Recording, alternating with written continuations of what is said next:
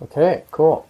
I think that's everything, and we're recording now. So, hello and welcome to another episode of the Start Writing Podcast. Today, I'm very honored to have Jeanne Cavelos with us. And by way of introduction for you listeners, she started her career in astrophysics, and I thought this was so cool. Your bio says that you, working in the astronaut training division at NASA's Johnson Space Center. And for a sci-fi nerd, that is like the coolest thing.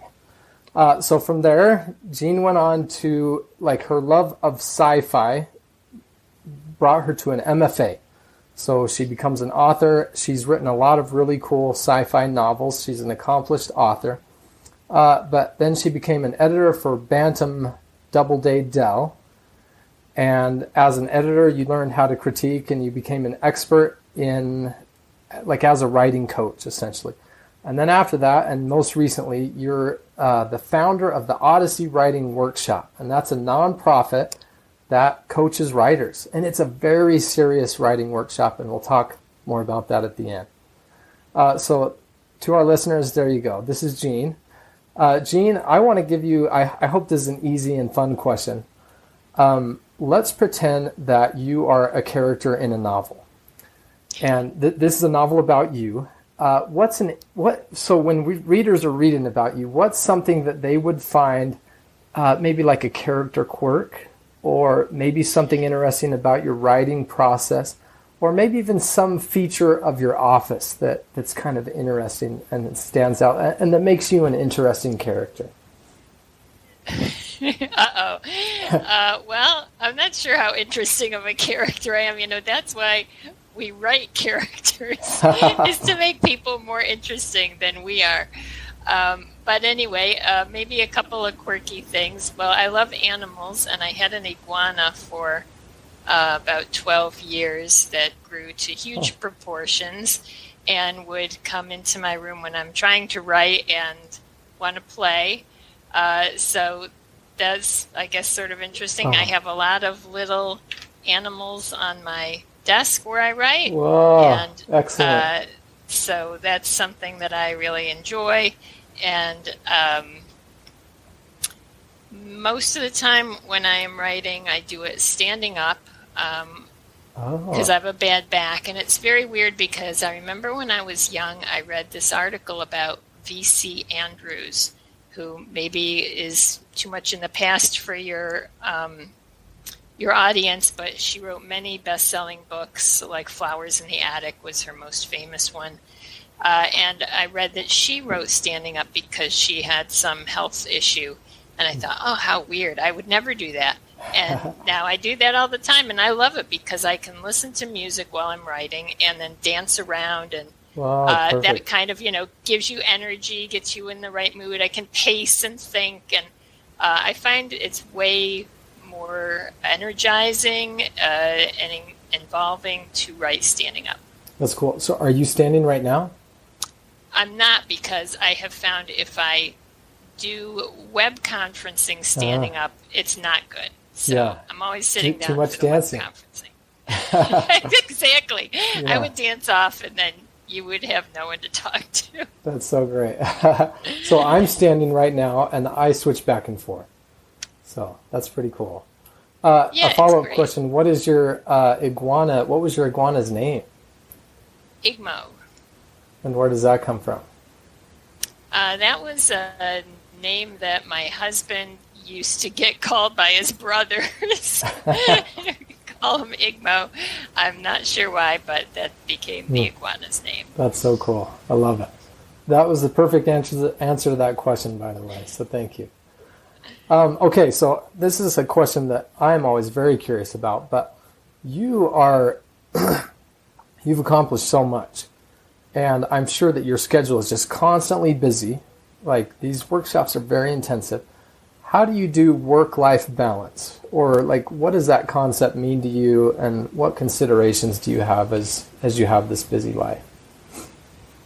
Well, basically, I have no balance. My life is mainly work. I have not taken a vacation in at least 10 years. So that's why I say I'm not a very interesting person, because I'm just working all the time. But I love what I do, and so that makes it a joy. But it would be nice to, sometimes I fantasize about lying on a beach somewhere with the iguanas, just scampering about. But that hasn't happened. I would like to have a little bit more balance in the future. But the main thing I struggle to balance is the writing time versus the nonprofit workshop time. And that I try to... I've been very determined to carve out, at least an hour a day for my writing. Otherwise, it's very easy to have it, put off and put off, because the workshop work is never done. So if I wait till I finish, I'm caught up or something, then it's never going to happen. Well, and I think that's, so true for so many writers I've talked to over the years, professional writers, that they have to write every day, that was sort of the key to them getting their work done and getting it out there. Yeah. Where do you put this 1 hour every day? Well, that's been a moving target. It usually ends up at 5 p.m., so I'm doing it before dinner. Okay.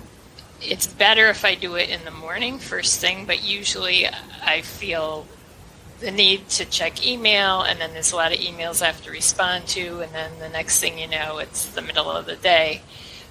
So it usually ends up around 5. But I do think for myself and for a lot of writers, it's better to do it first thing when my mind is clear, when I've usually been thinking and worrying all night about what's going to happen in the scene. The scene I wrote yesterday was so bad. How am I going to fix it? And then I come up with ideas, and then it would be nice to just go right into trying to implement those ideas. Because that's generally my writing process, is write a scene really, really badly, agonize over all the many ways in which it's horrible, and then write it over better. Okay. And I'd like to skip the first part of that, but somehow it just doesn't happen. Well, and so does that align with being a writer, a drafter? Sorry, okay.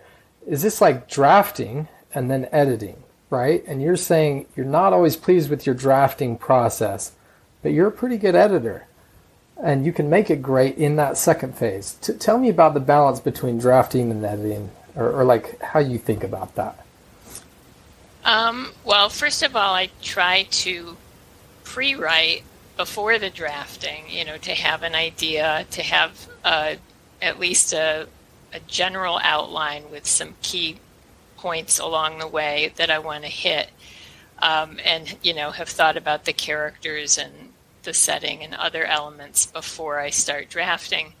But a lot of drafting for me ends up being discovery of, what's the character like, and what's the relationship between this character and that character, and how's she feeling on this day when this thing happens that I had planned. And all of that sort of ends up making the scene very mushy, and, because I'm discovering it, which is the way writers often do.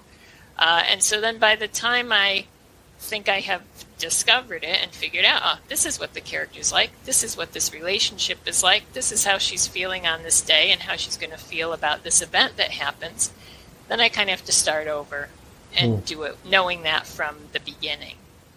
And I'm not really able to get all of that understanding set in the pre-writing phase. It's something that you have, at least I have to kind of feel out as I'm going.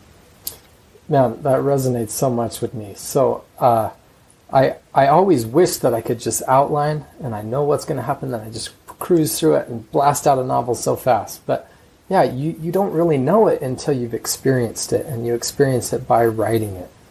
So yeah, that's cool. I love it. Yeah, just going through those moment by moment. Well, she says this, and that makes him say that, right? And so then she does this, and then he does that, and then all of a sudden it's evolving in a different direction than what you planned. So then you have to figure out whether this new direction is better than what you planned, or whether the plan is better and you got to go back and maybe tweak the characters so they don't do those things that lead them in the other direction. Cool. Yeah, excellent. Thank you. So you wrote a book called The Science of Star Wars. I know that was a while ago. I have a statute of limitations on my books, which is, I don't remember them after like 2 years. And I tell people, you got to look in the book. I don't remember. So it's okay if you don't remember. I was reading through, this was cool. You have a background in astrophysics, and I was reading your book, and you said a planet that has been braked by tidal forces. And so this is like a tidally locked planets that slow down. I love that you have this kind of stuff in your Star Wars book, and you talk about the real astrophysics, which is awesome.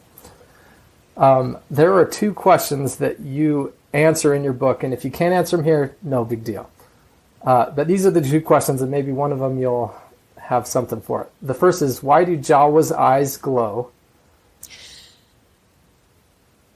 Yeah, dang. And the second is, what evidence have scientists found of telepathy, clairvoyance, and psychokinesis? Anything that comes back to you on those 2 topics? So I can't remember what I said in the book.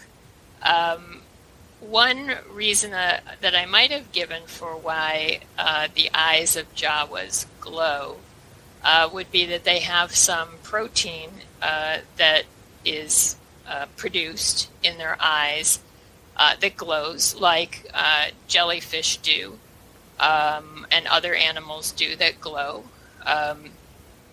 So there's a gene in the jellyfish that produces this fluorescent protein, and perhaps the Jawas have something like that. I'm not sure. Maybe it's to help them find each other if they lived at one point in a dark environment in caves or something, or place a planet with low light. I'm not sure if we know that they come from Tatooine or not. I can't remember that. But anyway, that might give them some advantage to find each other if they were like spread out in their population. Or maybe it's to mimic some other life form that's a threat to them.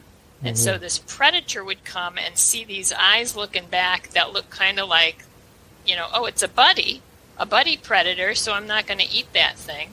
So it could be a protective mechanism in that case. So I'm not sure if that agrees at all with what I said before, but those are my thoughts at this point. That's perfect. As far as evidence of, what was it, telekinesis? Yeah, so... Telepathy? Telepathy, clairvoyance, and psychokinesis. So I talked about this some in the book because of the Force and trying to see, is there any evidence for something that would offer some of those powers that we see Jedi exhibiting. And I talked, I think, about some research that had been done that gave some evidence that there was some human ability to, control coin flips. That's what I remember. The coin flips could be, you would expect them to be 50-50, 50% heads, 50% tails, but that they would be a little bit different from that. And was the mind able to influence those? That's what I recall. Did I say something more than that, more interesting than that in the book? I think that's an excellent answer. I just wanted to bring this up. I love Star Wars, by the way. I'm a huge fan.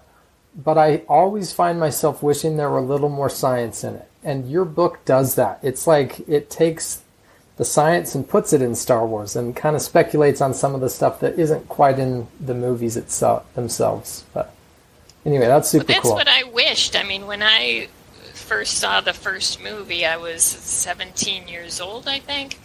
And, I wanted it to be possible. I wanted to think that those things were possible because it was exciting.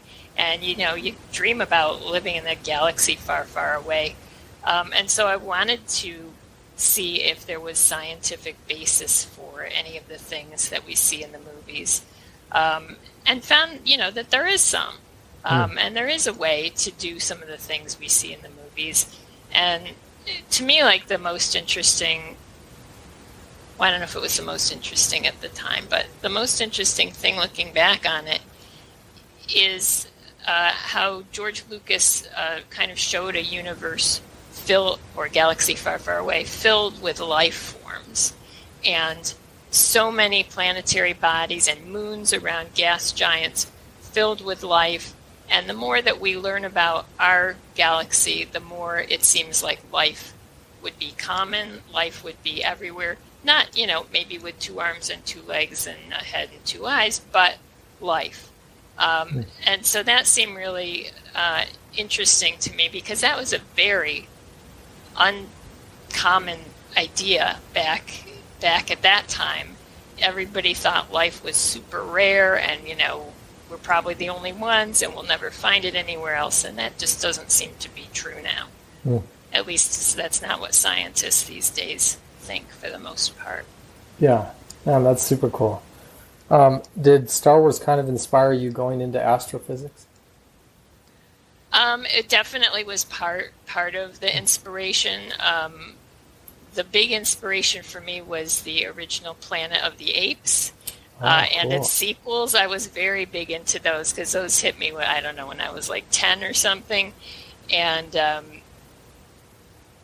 I wanted to be an astronaut like Charlton Heston in the Planet of the Apes and Beneath the Planet of the Apes, where he blew up Earth.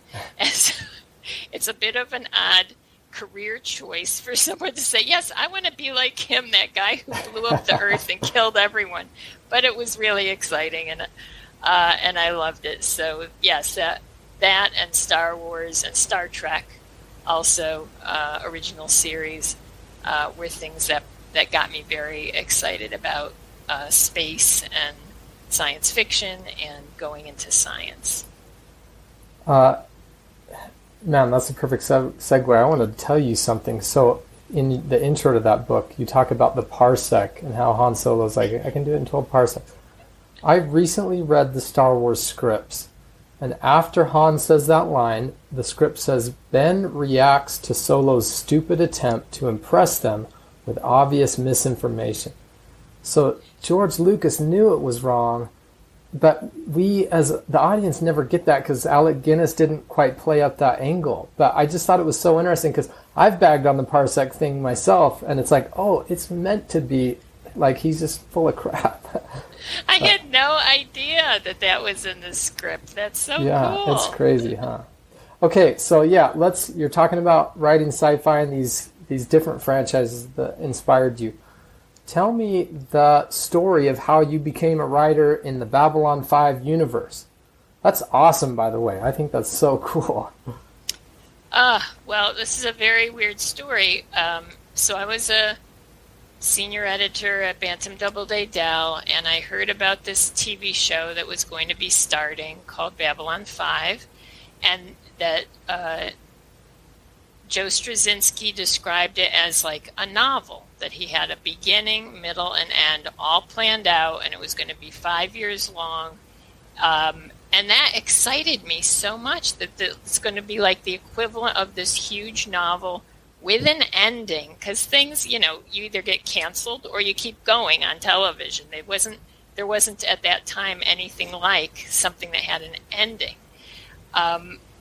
So that got me very excited. So I went to my boss, the editor-in-chief, and said, hey, we should do some novels to tie into this series because it's something really different and special, and I think it will appeal to readers to get involved in this.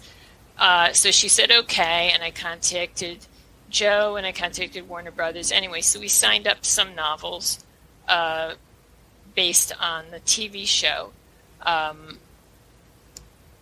it was very poorly planned out because we gave these writers like 2 months to write the book. And so, it was very rushed and everything. Anyway, a little bit after that got going is when I decided to leave publishing and move up to New Hampshire, where I am now, and spend more time on my own writing, because I really had been trying to do that and editing at the same time. And editing just kind of takes over your life. There's a lot that you do it after work. Most of your work is done after work, where you're editing manuscripts and reading submissions and things. So I moved up to New Hampshire, started working on a novel and teaching writing up here. And the woman at Warner Brothers contacted me. They were still having me like freelance edit the Babylon 5 novels because nobody at Bantam Doubleday Dell knew the show. But she called me and said, you know what, you should write one of these novels because we have a hard time, getting quality Babylon 5 novels done with the schedule and, our limitations. And I was like, I never thought of writing a Babylon 5 novel. I'm going to write my own great novel. And but it was like she planted this little seed in me, this very evil woman. And so I couldn't stop thinking about it. Well, if I was to write a Babylon 5 novel, it would be about this and this and this. And so before I knew it, I had like a whole story, a whole novel worked out in my head. So I wrote it down, and they gave it the approval to go ahead and write it. So that's how I got into it. That was The Shadow Within, was my first Babylon 5 book about Anna Sheridan. And I just loved writing that because I loved the show, I loved the characters, and it was one thing that was great about writing Babylon 5 novels is that there was a lot of freedom. There was no like list of rules of you can't do A, B, and C, and you must do E, F, and G. It was just, be consistent with what's on the show and write your book. Were you writing while the show was still airing?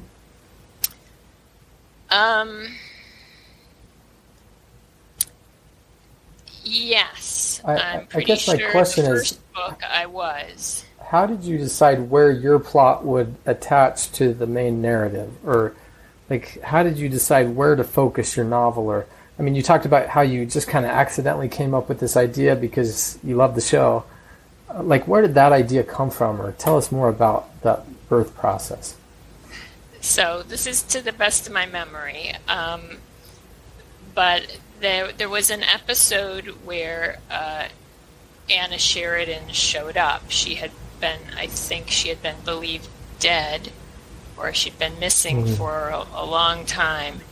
And she came back and she wasn't quite right. And we find out later, she had been in a shadow ship, like incorporated into it, running it as like a living ship thing. And they had taken her out because the Shadows wanted to get to John Sheridan, and so they thought, okay, we'll use his wife, who's all like messed up from being part machine for a while. Anyway, I got really intrigued by that, and the fact that we got a little bit of her backstory, I think, in that episode where she had been an archaeologist, and they had uncovered these ancient machines, and it was very Lovecraftian, and I love horror, and I love Lovecraft, and so it all my interests kind of came together on that storyline. So I wanted to write about Anna Sheridan and how she discovered this stuff earlier in her life when she was an archaeologist, and how she got overwhelmed by the Shadows and put into the ship. So it was like a story that had been hinted at in the show but hadn't been covered. So I could kind of make up whatever I wanted as far as other characters. And I got to put Morden in there because I love Morden, and he's a bad guy on the show. And I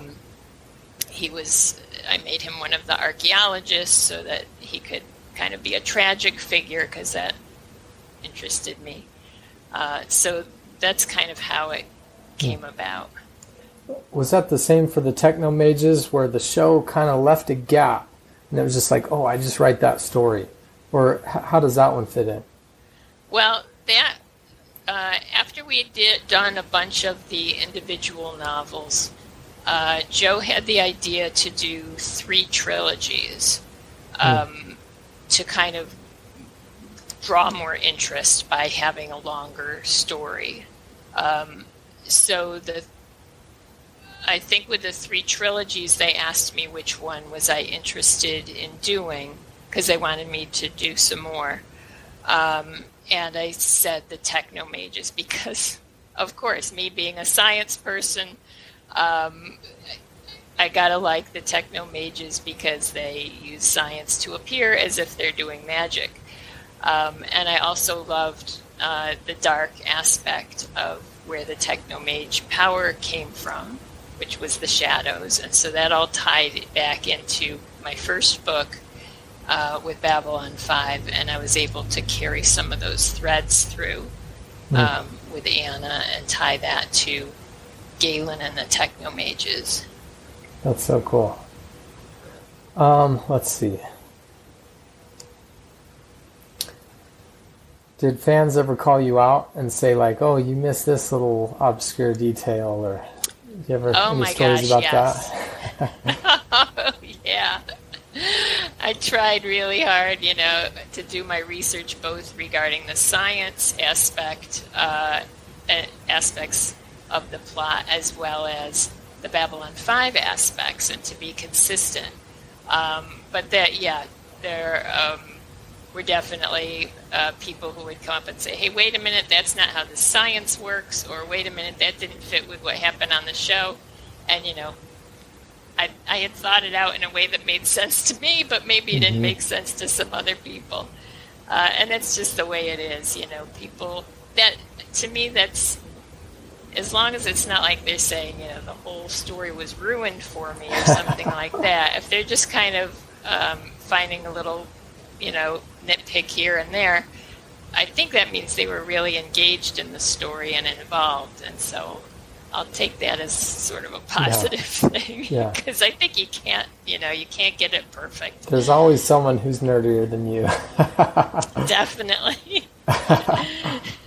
Oh, that's so great. Okay, so now you're working on a book. You've already titled it, I think, right? Called Fatal Spiral. Is it too early to ask you for a synopsis or like a back cover blurb? Well, I'll try. So Diane Patton, 17 years old, works with her father, creating genetically modified babies for the rich and beautiful people. Wow. And discovers, when they come up against the black market of genetic modification, everything that she had in her life she loses, and only by seeking out her long-lost, very unstable mother does she have a chance to defeat these illegal genetic criminal forces. How's that? That's great. Yeah. And honestly, I knew that was a hard question, and you did awesome. I'm always terrified to do that. Even after I've written the book, it's hard, but much more before. So, okay, so I thought this was really interesting. On your website at the bottom, you say, if anybody knows about bipolar disorder, because your protagonist struggles with that, or like general genetics, like biometrics, I can't remember the full list, but you're asking people who are experts in these fields you're writing about to reach out. Do you have any cool stories to tell us about working with like a volunteer, I don't know what you call this, a beta reader or like a volunteer consultant? Like any cool stories that come up along those lines? Not sure I have a cool story I can share, but I do think it's really important to do a lot of research, especially if you're writing science fiction. And my novel stupidly is set, well, I stupidly have set my novel 20 years in the future. And it is very unwise, let me say, to set a novel in the near future.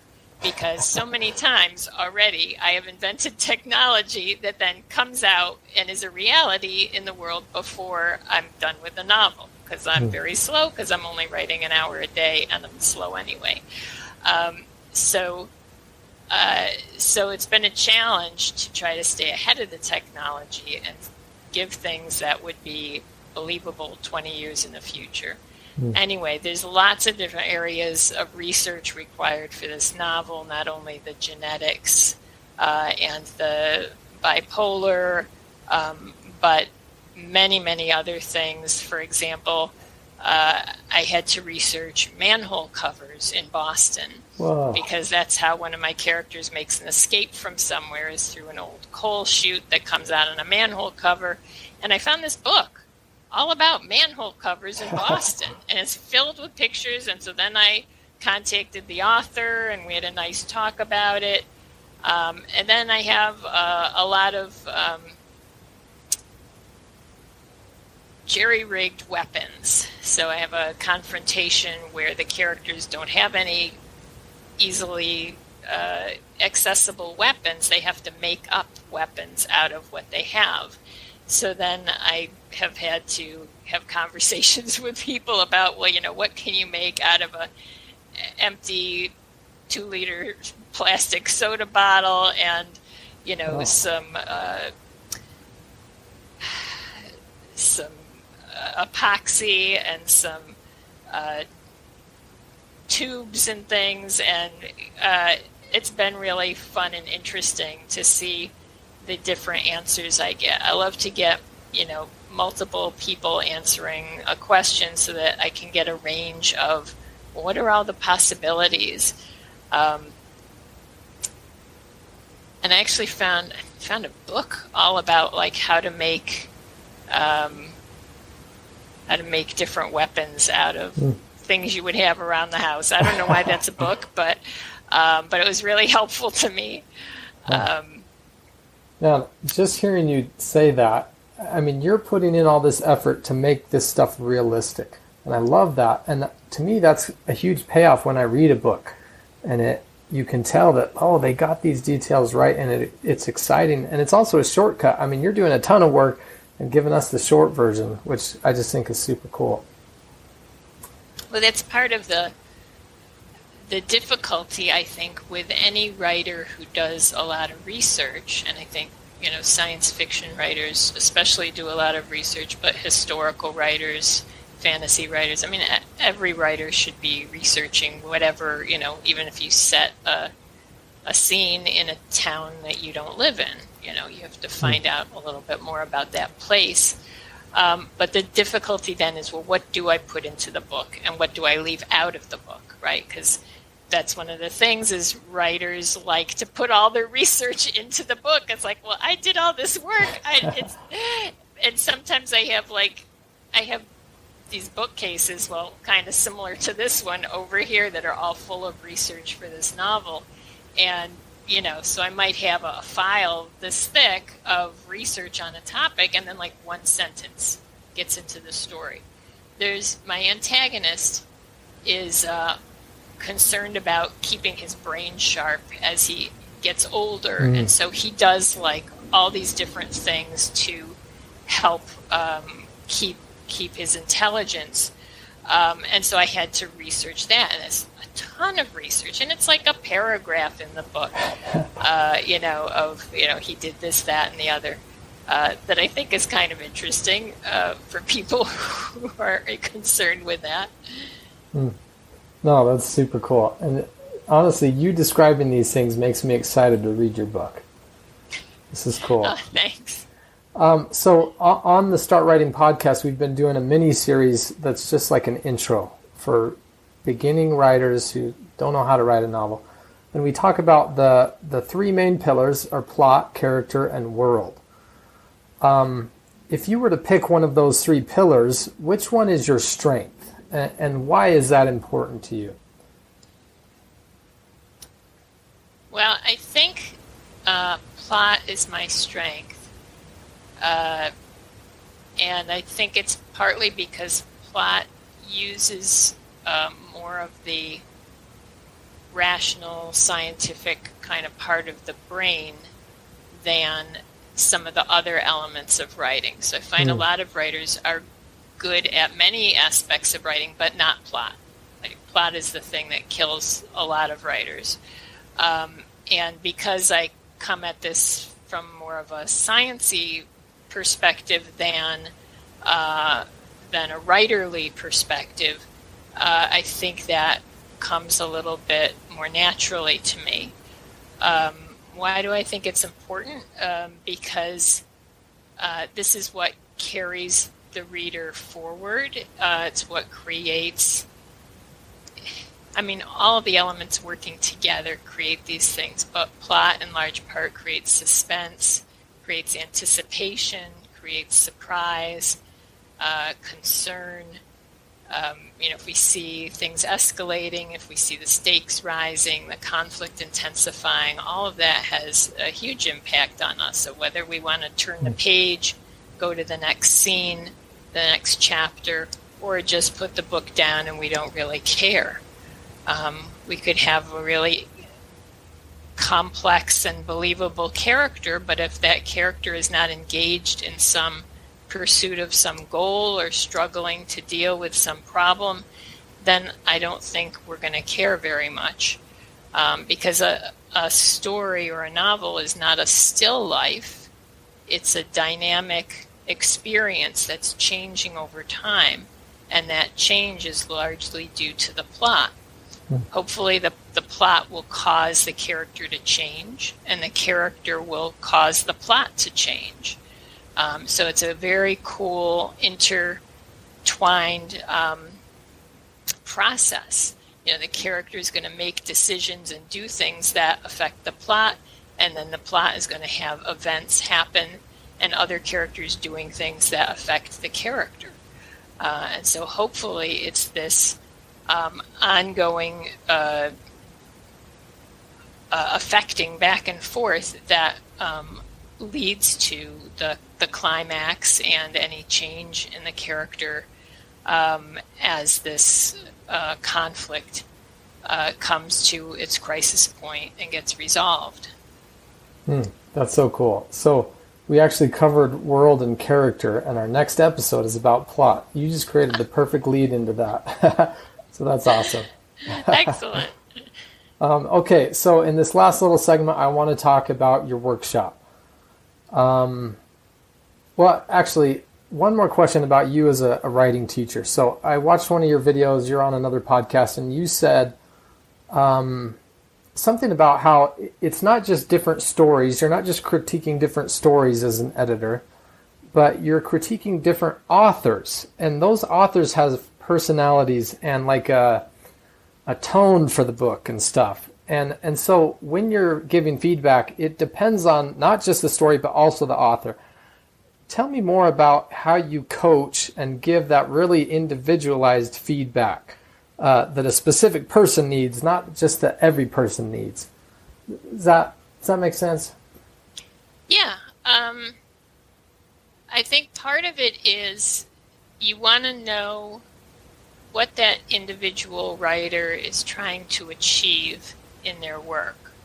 Are they trying to, write, say, in a very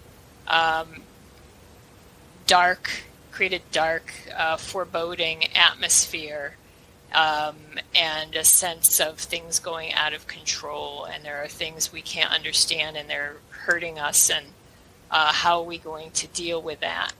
If that's sort of the area in which this writer is working and wants to develop at this point, then the advice I'm going to give that person will be with that in mind, and it'll be different than the advice I would give to someone who's like trying to write a Star Wars kind of a story that's a struggle that leads to a happy ending, and I'm thinking of the original movie. You know, and things work out. So that's part of it, is kind of knowing the writer's aim. And then another part of it is knowing the writer's strengths, because I think a lot of what we focus on in critiques are weaknesses. And we say, well, you know, this needs to be improved and that needs to be improved and so on. And so that's all true. But if you also are thinking about the writer's strengths, if the writer is really good at something that's not in this story, and there's a perfect opportunity to put that into the story and to make that kind of solve a problem and maybe distract us from something else that isn't quite working, then suggesting to add that thing would be a great suggestion that I wouldn't suggest to somebody else who has different strengths. So keeping those strengths in mind, and how to maximize those, make the most of those, bring them out more, make them more prominent in the story. Those can be really helpful suggestions as well in a critique. That's awesome. So our listeners are mostly writers, but I think most writers and authors are also editors for someone else, our friends in our writing circles. And I just think that's excellent feedback for that. Okay, so I personally, I think I'm probably your perfect customer for your Odyssey Writing Workshop. And I think our listeners are too. My understanding is that you kind of have two main offerings, and one is the workshop in New Hampshire, and you can do the 6-week, 3-month, or 6-month version, or you have an online Odyssey, and I think that's kind of a little more go at your own pace and stay at home. But that's my take on it. I would love to have you kind of talk about it and pitch that to our listeners. Tell them how you can help them and what your offerings are. Sure. Well, so I started Odyssey in 1996 with a 6-week workshop held every summer in New Hampshire. And then we've gradually expanded out and offered different things. But this year we are transforming that 6-week New Hampshire workshop into a different program called Your Personal Odyssey Writing Workshop. And that is online only. We're not doing any more in New Hampshire in person. We've had to have the workshop online for the last 2 years because of the pandemic. And we have received so many more applications from people who can only attend online. And, you know, you have to write a little essay in the application about, you know, what you want out of the program, where you think your skills are, and so on. And people talk about, you know, how they have wished they could attend Odyssey for all these years, but never could because, you know, they have a job they can't get away from. They have little children they have to care for. They have a health problem. They can't travel, whatever it is. And also, is very expensive because not only the tuition, but housing and food and travel. That just really made me realize how many people want the intense, in-depth learning experience, but can't come to a place and be there for 6 weeks. So instead of, you know, as maybe the pandemic is passing, who knows, instead of going back to being in person, we're transforming into this online experience. And it's going to be something else that once I've decided, okay, I'm just going to do it online so that everybody who wants this kind of in-depth instruction and writing practice can at least have a chance, you know, of attending. It can at least be a possibility for them. Once I made that decision to go online, then I thought, well, you know, there's a lot of people that 6 weeks is not the ideal way to learn. People stay up, till 3 a.m. every night for 6 weeks, and get up at 8 a.m. I myself would often get like 2 hours of sleep a night for 6 weeks, which is tough. So it was very intense. And sometimes that, brought out the best in people. And sometimes, people would turn in stories and they could have done better if they had a little more time. They could have really honed their technique that they're trying to use in this piece. So anyway, I thought, well, it doesn't have to be 6 weeks. Now that it's online, we can do a longer. So I decided, hey, we'll offer these 3 different sessions, 6 weeks. You take it in the summer, and then you're done in July. Take it in June and July, or you can start in August and take it for 3 months and get done in November.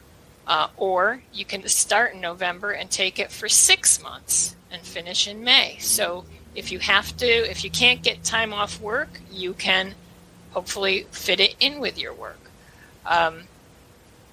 So anyway, that was the next step. And then I thought, okay, if I'm going to do all of that, I really want to help each person in their own way. And this kind of ties back to what you were asking about the critiques and how a critique might be different depending on the author.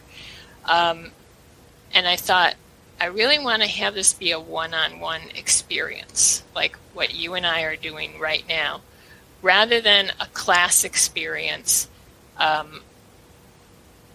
I love working with the class, and when I have had Odyssey, I have one-on-one meetings with students over the course of the 6 weeks, usually 3 meetings at least, one-on-one, but it's not enough time. And you're handling a whole class of people, it's not enough to really address each person's interests and needs and concerns and desires of which area they want to really dig into and improve on. And so I felt like, I could do better if I work with each student one-on-one, and make it a really deep mentoring experience. In addition to having all the lectures that we usually have and doing all the assignments and the critiques and the submissions and everything. So that's what this new program is. It's one-on-one. You're not part of a class or a group or anything. You watch videos of the lectures. You do the journal assignments the same way that you would if you were attending the Odyssey that we have been doing. You critique stories that are just going to come out of our library of stories. And so that way, instead of just critiquing whatever your classmates happen to turn in, I can see, oh, you have a problem with character arc. I have a story here that's got a problem with character arc, but I'm not going to tell you that. I'm just going to give you this story to critique and see if you identify the problem and if you figure out a solution for it, right? So instead of, learning things through kind of trial and error with whatever your classmates submit, here the things you critique will be chosen specifically to help you. And I think that can be more effective. And then you'll be getting feedback on your submissions from me and from guest critiquers. So we've got some great authors and editors who are guest critiquers for your personal Odyssey. And then we'll, so you get the lectures, you get the assignments, you get the expert feedback, and you get the deep mentoring, where we'll be intensely working one-on-one, and you'll be like creating individual assignments for yourself, exploring like, what do you want to learn about? I want to figure out how does, Stephen King generate suspense. Well, okay, let's decide which Stephen King things you're going to read and what you're going to study, and then you come back with your notes and we'll talk about it, so that, it's you following your own unique path to becoming the writer that you want to be, not kind of having to fit in with everybody else and do, what kind of is good for the average person in the group. Now, as I was reading about what your courses offer, it feels like a Navy SEAL training for authors, and it's intense, but in a good way. And I guess I just want to say that I respect that, how seriously you take this craft, and how much you care about let's help these writers and authors become better. I think that's super cool. Okay, I don't know if this is a taboo, because you're a nonprofit, but can I ask about pricing? Are there different pricing tiers or different? Tell me about pricing if you're willing. Sure. The tuition, I'm just checking to make sure I say it right. Yeah, the tuition is $2,450.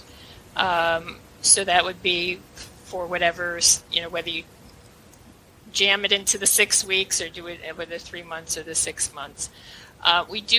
We're only accepting 12 writers. Mm-hmm. So for each of the sessions, there'll be 4 writers working at that time.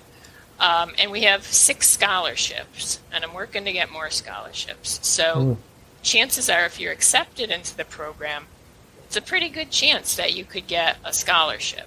So that's part of the thinking about the funding. I know it's expensive. There's a lot of effort that goes into it. There's guest lectures, there's guest critiquers, there's a lot of technology involved in, as you know, I'm sure, doing the videos and making those accessible and everything. But yeah, so those who have financial need, there's a financial need statement you fill out to show that you have financial need. And then based on like the last 2 years, I think out of the class, I think almost everybody, maybe everybody who said they had financial need and who showed that they had financial need received a scholarship. They're not all for full tuition. Some are, and some are for partial tuition. Anyway, so that can help, and I hope that the money doesn't deter anyone. I know when I was younger and wasn't running a nonprofit, I would always get mad when nonprofits charged money for anything. I'm like, well, they're a nonprofit. But I mean, the thing is, we have expenses. We have to meet them in order to keep going and go next year. And the truth is that about half of the expenses of running the programs that we have is funded by donors, most of whom are graduates of the programs. So if we didn't have donations, then the cost would be even higher. So we're very grateful to the people who support Odyssey, and that's what allows us to keep it at the level that it's at. Tell me the URL, and I'll put it in the show notes so that our listeners can click on that. Sure. It's OdysseyWorkshop.org. Okay. So I want to wrap up, but so just real short answer this question. You've had George Martin as a guest lecturer at your lectures, and he sponsors one of your scholarships. And we've talked about him a lot for a couple reasons on our recent series. Is there any story about meeting him? How'd you get him on board with your project?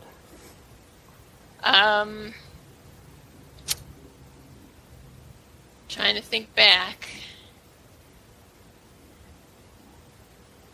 I think I just asked him. It's weird.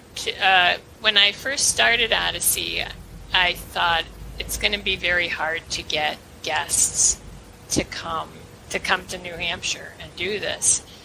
And then I was so surprised that so many writers contacted me and said they would like to come and teach and be part of it. And I think in part, writing is such a lonely business. It's really nice to be with other writers and spend time and get to talk about the struggles and the triumphs of writing and help out. So many writers, successful writers, want to help out the up-and-coming writers, that it's just been amazing to me. And like George with his scholarship, he contacted me and said, I'd like to do a scholarship for a writer going to Odyssey. That's so cool. Yeah, how nice of him. Yeah, I saw that you had Terry Brooks and a bunch of big names, which is awesome. Yeah, so many people who, obviously are very, very busy in their lives, but want to come and help out, help the up-and-coming writers, and have that experience of just that fellowship, of bonding and being able to talk about those issues that are usually we're just banging our head against the wall all by ourselves. It's not pretty. If I could just add in, I just want to say, because I'm sure some people are like, well, that program is too intense for me, or it's not right for me, or I don't think I could get in, or whatever, that we have lots of other things to help writers at Odyssey. So we offer critiques and consultations and coaching and online classes that are just in like January and February of each year that are very short and focus on a particular topic. And then we also have lots of free resources like a podcast and a blog and things like that people get a lot out of. So you might just want to go to the website and look at some of those free resources. We do an online salon where we just discuss writing once a month, the second Wednesday of the month, on Zoom. And everybody's welcome to that. Cool. That's awesome. Yeah, I'll pull some of those links, so listeners look in the show notes and we'll send you those spots. But Jeanne, thank you so much. I appreciate you taking the time. It is an honor to have you on the show. We get a lot of people asking to be on the show, and you were just a shoo-in. Perfect fit, and so thank you so much. We appreciate it. Thanks. It was great talking to you. I love your questions. And I hope I said something that helped. Oh, no. Yeah, this was great. Thank you so much. Thanks. Okay, so listeners, thank you, and it's time to start writing. Okay, so